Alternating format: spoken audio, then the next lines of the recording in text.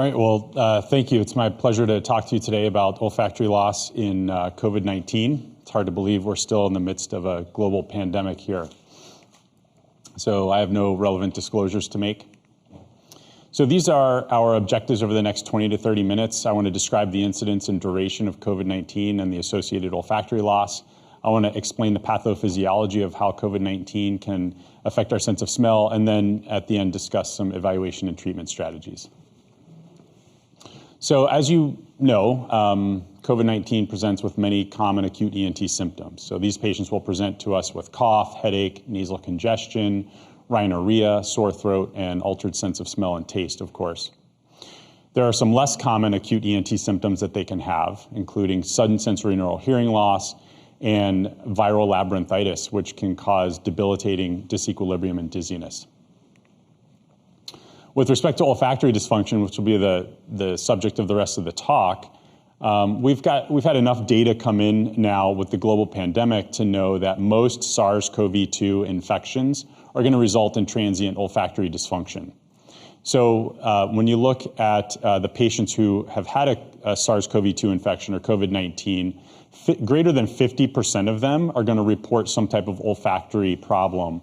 So if you look at hyposmia, which is diminished sense of smell, and anosmia, which is no sense of smell, collectively greater than 50% of patients will report those symptoms. And when you look at parosmia, which is a distortion of the sense of smell, 11% of patients across the board that are infected will report those symptoms. It's interesting to look at sense of smell when it's objectively measured, however. So there's a good chance that if you had COVID-19 and you didn't think you lost your sense of smell, you probably did lose some.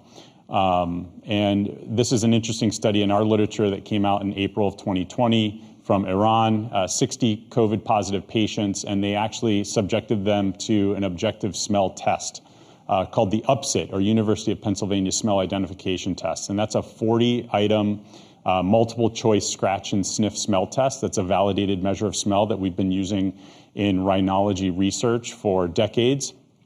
And they found that 98% of the COVID-positive patients had actually lost sense of smell on the UPSIT, or the objective smell test. Interestingly, only 35% of them were aware of that smell loss. We now have enough data to know that, fortunately, most patients who have COVID-19 are going to get their sense of smell back, usually within about 3 weeks.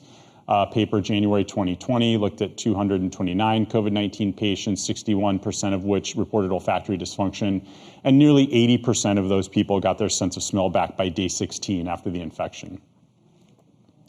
And now we're far enough into the global pandemic that we have meta-analyses, so we have coalescence of multiple different papers, and we can kind of coalesce the data, and we know that across the board, 60% of COVID-19 positive patients are going to experience some type of olfactory dysfunction. Fortunately, most patients will recover by about 1 to 2 months, but there's a small subset, or maybe not so small, depending on which paper you look at, of patients that will have persistent olfactory dysfunction beyond a couple of months. This is the most recent meta-analysis in our literature from the laryngoscope about 6 months ago. They looked at 27,000 patients from Europe, North America, Asia, and Australia. And they found that across the board, the prevalence of olfactory dysfunction was near 50%. In the papers that looked at subjective reporting from patients, they found that 45% of patients affected by COVID-19 reported smell loss. But again, when you looked at the papers that objectively measured sense of smell, similar to what we saw in that study from Iran, 72% of patients actually had objective smell loss on testing. And interestingly, there's a female predominance, so 61% of the patients in those studies that had smell loss were female. This is a great slide, a great graph from International Forum of Allergy and Rhinology, a 2021 paper that looked at multiple different studies following COVID-19 smell loss over time. On the left side of the graph there, you have the percentage of patients, so the rate of patients experiencing olfactory dysfunction. Across the bottom there, you have a time from the onset of the infection. So 4 weeks there initially, 5 weeks, 2 months, and it marches on out to 6 months. And if you look at the colors in the bar graphs, black is normal sense of smell, gray is hyposmia or diminished sense of smell, white is anosmia, and then the stippled area indicates hyposmia or anosmia, the papers that didn't differentiate between those two. And you'll see that at 4 weeks after the acute infection, the papers that looked at that, you'll see that about 65% of patients are reporting smell loss. As you march out from the time of the infection, the papers show that when you get to about 3 months after the infection, you'll see that about 90% of patients have recovered their sense of smell. And then 6 months out from infection, we see that about 95% of patients recover their sense of smell, which means that 5% of patients who have COVID-19 6 months out from their infection are going to still have some persistent smell loss. So who might ask for our help? If we extrapolate that data to our community here in Arizona, we've had over 1 million cases of COVID-19. So what does that mean? If we think 5% are going to have smell loss that lasts longer than 6 months, we're looking at 50,000 patients in Arizona. And just in our county alone, 34,000 patients might need our help for advice on what to do about their persistent smell loss. What are the risk factors for prolonged olfactory loss after COVID-19? So this was an interesting paper, and they found that if you had significant muscle and joint pain at the time of your initial COVID-19 infection, you had a higher chance of prolonged smell loss. If you were female, you have a higher chance of having prolonged smell loss. Interestingly, cough was negatively associated with prolonged loss of sense of smell, so somehow that was protective. This is a very busy slide, but a very important slide that speaks to the pathophysiology of COVID-19 and olfactory loss. This is from Journal of Neurochemistry. And I thought that these basic scientists did a great job schematically of explaining it. So you see on the left side of the screen, we've got just a basic representation of the nose. We have the respiratory mucosa lower in the nose. And then up at the top and back part of the nose, we've got the olfactory neuroepithelium. That arises from the olfactory nerve. The olfactory nerve is the first cranial nerve. It comes off the base of the brain, tracks along the floor of the anterior cranial fossa to the olfactory bulb. And then the olfactory bulb gives off axons that penetrate through a very thin bone at the top of the nasal cavity called the cribriform plate. The cribriform plate is called cribriform because there's tiny little holes in it that allow the axons to come through and then go into the mucosa of the nose at the top of the nose, and that's how we sense odorant molecules. On the right side of this slide, you'll see a histologic representation, and what I'm going to ask you to do in your mind's eye is to flip that histologic representation upside down. So the cribriform plate part there should actually be on the top. That's just underneath the brain. And then the mucus layer should actually be on the bottom to be more anatomically correct and match the diagram over on the left side. But the components are accurate, and what I want to point out is that the olfactory neuroepithelium is comprised of more than just nerve cells. So we've got the pink to peach olfactory nerves, and you can see the dilated area there. That's the cell nucleus. You've got the axons coming from the olfactory bulb penetrating through the cribriform plate. And then you have these extensions to the mucus layer in the nose, these little microscopic olfactory cilia, and those are actually the odorant detectors. So they'll detect odorants that go into solution in the mucus. You'll see a Bowman's gland there that helps secrete mucus so that mucus layer is intact and the odorant molecules can go into solution there and stimulate the olfactory cilia. And then I want to draw your attention to those yellow cells that are near the mucus surface layer. Those yellow cells are called supporting cells or sustentacular cells. You may have heard that term in the media or the literature previously. The sustentacular cells are very important. They actually support and nourish the olfactory neurons. So they're much like glial cells in the brain where they're actually protecting and supporting those olfactory neurons. They have some nourishing and phagocytic effects and help clean up cell damage. It's the sustentacular cells, not the olfactory neurons themselves, that are actually the target for the SARS-CoV-2. The spike protein on SARS-CoV-2 attaches to ACE2, which is preferentially expressed in sustentacular cells and not olfactory neurons. Also, there's a protease, TMPRSS2, which is in sustentacular cells as well, which interestingly, when the spike protein attaches to that protease, it turns on the spike protein. So it catalytically activates the spike protein, resulting in this kind of super infection of the sustentacular cells. And ultimately what happens is the sustentacular cell gets blown up and spills contents, attracting inflammatory mediators. And the olfactory neuron then is kind of naked without its supporting sustentacular cell, and that's how our sense of smell is disrupted. So it's not actually the olfactory neurons in most cases that are getting killed off, it's those supporting sustentacular cells. And that kind of makes sense when you think about what happens to patients clinically, where they lose their sense of smell for a matter of a few weeks and then recover it. So if they were actually having olfactory neuron death, it would take much longer to recover sense of smell. We know that post-COVID-19, there's a tremendous amount of inflammation in the olfactory tract. This is a study done where they looked at biopsies from COVID patients versus control patients. They did ELISA of the biopsy specimens, and they found that there's actually an increased level of TNF-alpha in the tissue of COVID-19 infected patients at the olfactory neuroepithelium. TNF-alpha is a very potent inflammatory cytokine that's produced by macrophages and monocytes, and that's responsible for signaling that can ultimately lead to necrosis and apoptosis, which may be active in the patients who ultimately have the prolonged smell loss. So what is the fallout from olfactory loss? Well, technically, these patients really do have a disability. So if you don't have your sense of smell, you are in harm's way for sure. You can't detect spoiled food. You can't smell smoke, and there may be a fire in your home. You can't detect a gas leak. And so we do worry about patients in that regard, but what is a more practical concern for me when I'm seeing these patients is depression.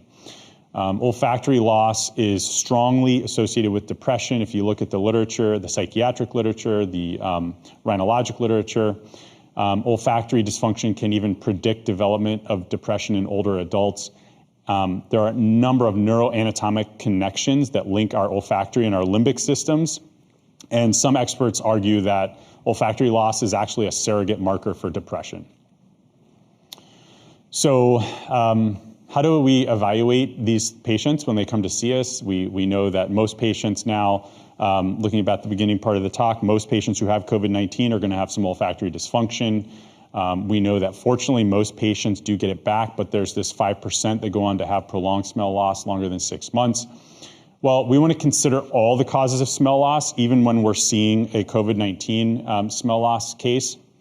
Rhinitis, of course, allergic and non-allergic rhinitis can cause loss of sense of smell. Sinusitis can cause it. There are post-traumatic forms of smell loss from blunt head trauma, nasal trauma, maxillofacial trauma. There are post-surgical causes of smell loss, neoplastic, so patients can get tumors in these areas like olfactory neuroblastomas and meningiomas. Neuroinflammatory causes of smell loss, so losing your sense of smell can sometimes be the first symptom of Alzheimer's dementia. Normal aging, so all of us are going to eventually have olfactory dysfunction as we age. It's more common in males. There are congenital causes of smell loss where the olfactory tract never properly forms.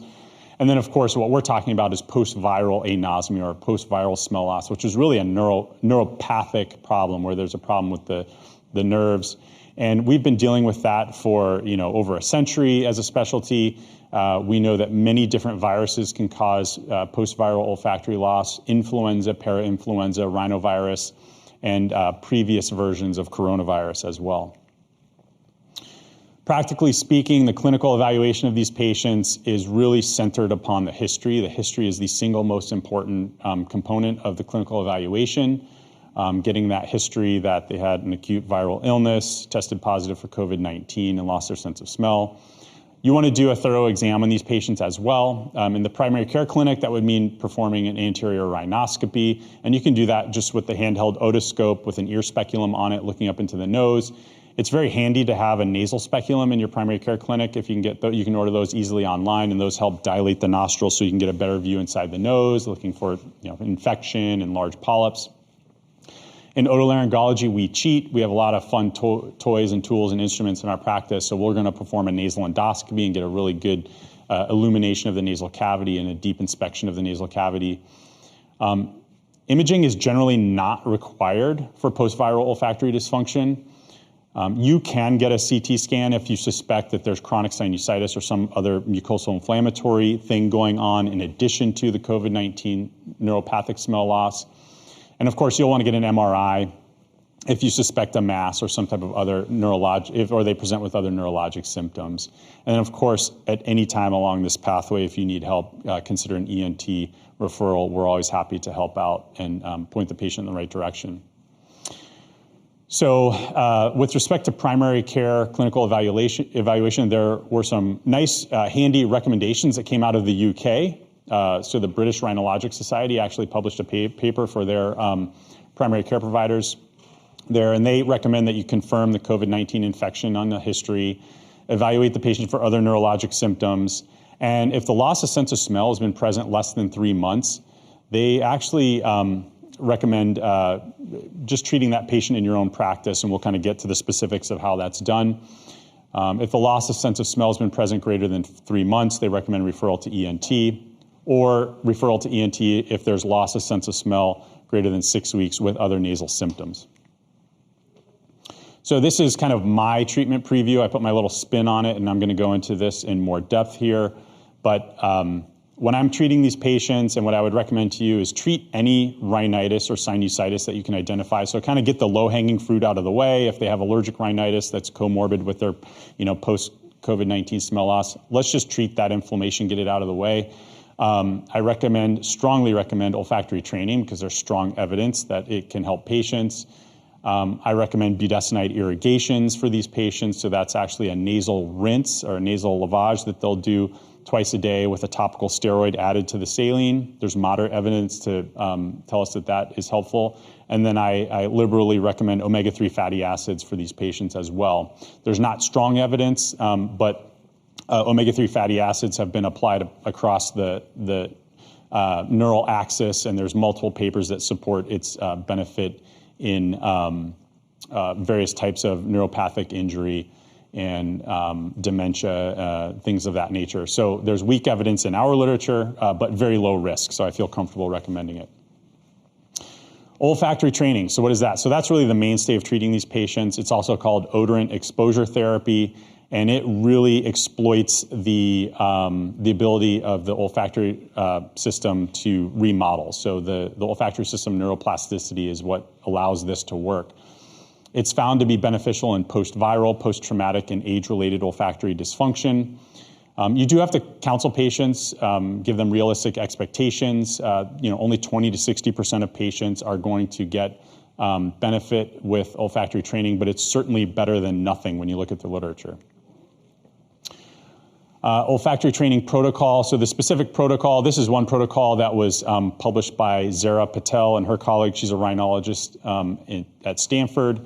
And it's recommended that patients go out and get 4 different essential oils.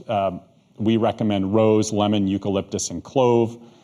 You have them hold the essential oil under the nose and perform deep, slow nasal respiration for about 15 seconds. Put that one down, pick up the next odorant, and do the same thing for 15 seconds with the next odorant. We ask the patients, it sounds corny, but we ask the patients to focus on the memory of that odor, to help connect those synapses in the brain. We have them do this BID twice a day for 6 months. And then in an ideal setting or an academic practice, you're going to want to get baseline objective testing of their sense of smell with the UPSIT or a similar validated smell test, and then a follow-up at 6 months. It's not always practical in busy ENT clinics or a primary care setting. This is the olfactory training instructions that I give to our patients at our Valley ENT division in Central Phoenix, and I included it in the syllabus so you can have and use that for your patients. So olfactory training, it may sound like a bunch of hocus pocus. How can possibly smelling an essential oil bring back my sense of smell? Well, there's actually some really cool stuff going on in your brain when you do olfactory training. And this is an interesting study where they took normal volunteers. So these weren't patients who had smell loss. They just took normal volunteers, did MRIs on them, had them do smell training with the odorants, and then did follow-up MRIs on them. And what they found is that they actually got increased cortical thickness in the right inferior frontal gyrus, the bilateral fusiform gyrus, and the entorhinal cortex. So the olfactory centers in your brain actually got bigger in these patients after just olfactory training. There's some very compelling functional MRI data in patients with olfactory loss who have been subjected to olfactory training as well. So in the image on the left is a patient with olfactory loss prior to doing a course of olfactory training. And what's happening here in the functional MRI, this is a representation of the areas that lit up on the functional MRI when they were smelling something. And you can see that there's this kind of scattered pattern of synaptic activity all over the brain. Post-olfactory training, when the patients smelled the odorant and had functional MRI after their course of olfactory training, you can see that there's this coalescence of the signal. So this coalescence of the synaptic signal. So now it's very focused in an olfactory center in the brain called the piriform cortex. So there's definitely something going on here, and it's fascinating, but that speaks to how it works. What about the clinical evidence? 10 studies at the last time I searched looking at the evidence for olfactory training. 4 of them were randomized controlled trials. Now, all 10 of these studies did show benefit with olfactory training. 4 of the studies compared olfactory training to no treatment at all, and all 4 showed that olfactory training was superior to just letting the olfactory loss run its natural course. And there's better outcomes if you can get to these patients within 1 year of their smell loss. What about systemic steroids? That's a question that often comes up in my clinic. Will steroids help with my smell loss? A lot of this, we don't have good data with COVID smell loss yet. We're extrapolating a lot of this advice from pre-COVID, post-viral anosmia data that we have. There are 6 studies. None of them were randomized controlled trials comparing a systemic steroid versus control. So we don't have great evidence to suggest that oral steroids or systemic steroids will work. And in fact, towards the beginning of the global pandemic, the world's clinical olfactory experts convened to come out with a position statement, and they actually recommended that you exercise caution when you're considering oral steroids or systemic steroids because it's really not standard of care in post-COVID smell loss. We just don't have enough data yet. And of course, corticosteroids can have some immune suppressive effects, and we don't want that to exacerbate any type of lingering COVID complications.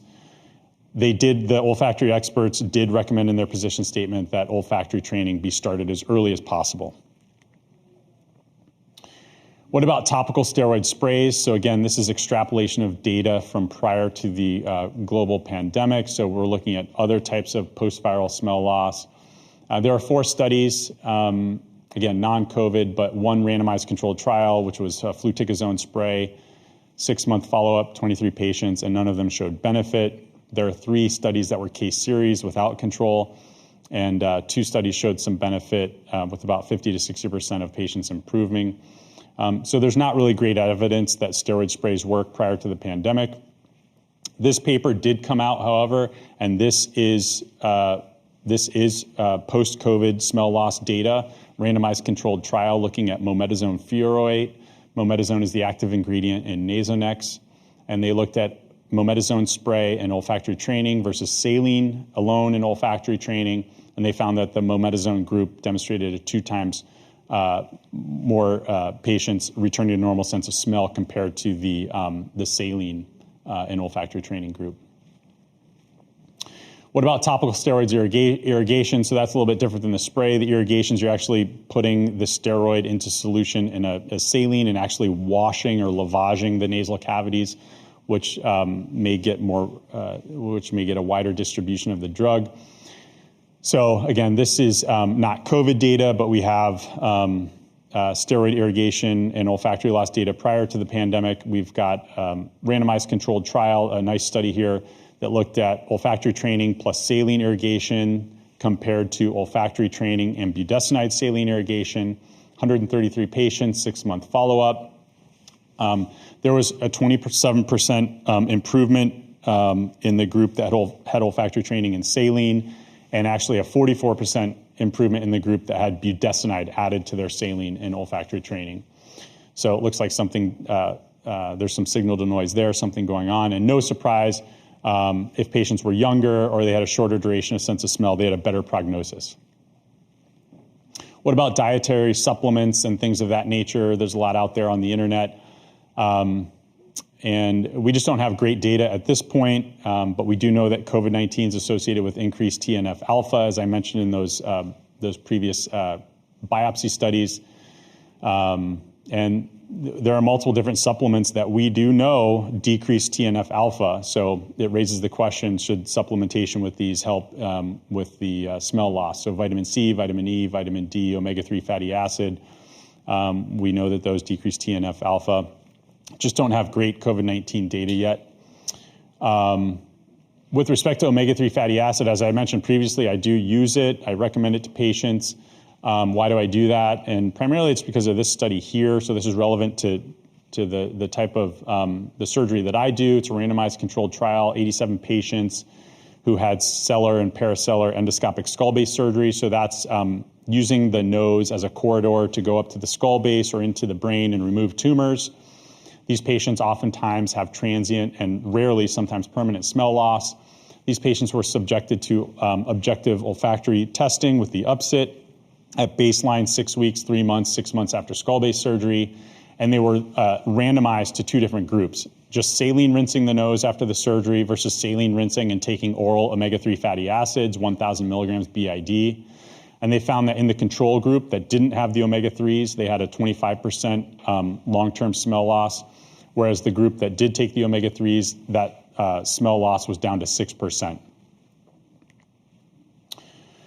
So what about management in the primary care setting? How do we help these patients? Again, going back to that British Rhinologic Society, they really went out there and put a statement out to try to help primary care providers in the UK.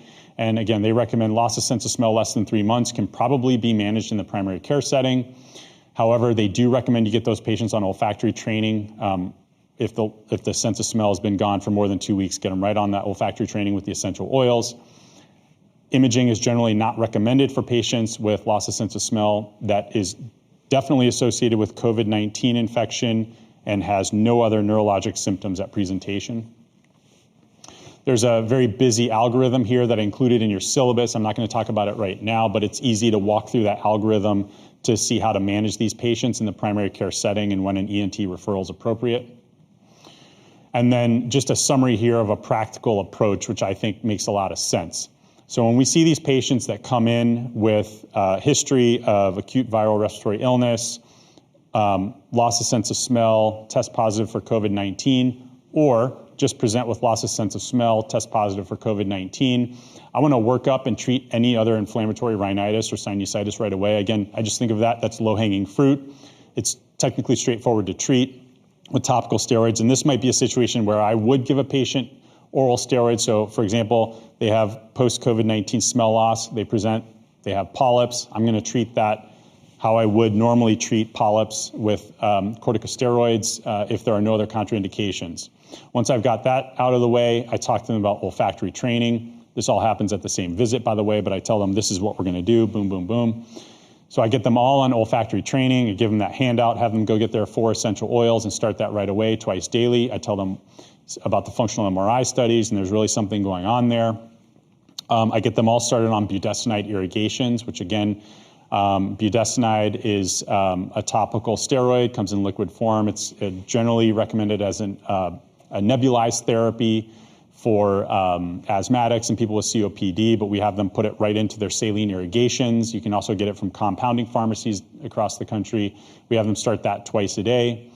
I have them all start omega-3 fatty acids because it's safe, and again, it's been widely applied across the neural axis in various neuropathic conditions, and it can help. And then, I have them come back at 3 months and or 6 months if needed.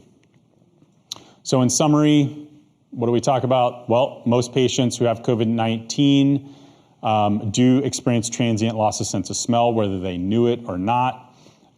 Fortunately, most of them get it back. Unfortunately, 5% of patients will develop a long-term olfactory dysfunction that lasts beyond 6 months. Olfactory training should be initiated in all patients, and I recommend saline and steroid rinses, nasal steroid sprays, and oral omega-3 fatty acids should be considered in this patient population. And then consider ENT referral for smell loss associated with other nasal symptoms or smell loss that's greater than 3 months duration. Or I would say anytime you have a question, don't hesitate to pick up the phone and call your ENT colleague or send that patient over. We're happy to help. Thanks. There was a question that came in prior to the presentation. I think it would be answered. How does COVID affect taste and smell, and does it return if affected? Yeah, so good question. And yeah, just to review, SARS-CoV-2, the spike protein attaches to those sustentacular cells, the ACE enzyme on the sustentacular cells and the proteases, ramps up the infection, destroys those sustentacular cells, which then impairs the ability of the olfactory nerves to work. We do know that about 50% of patients are going to report smell loss, if not more than that. 75 to 90% of patients, if you objectively measure it, have smell loss. So even if you didn't think you lost your sense of smell, there's a good chance you did. Fortunately, it's going to come back usually so 80% of patients are going to get their smell back within 3 weeks.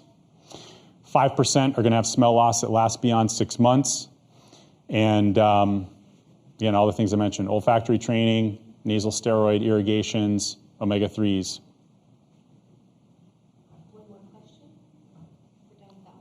Okay.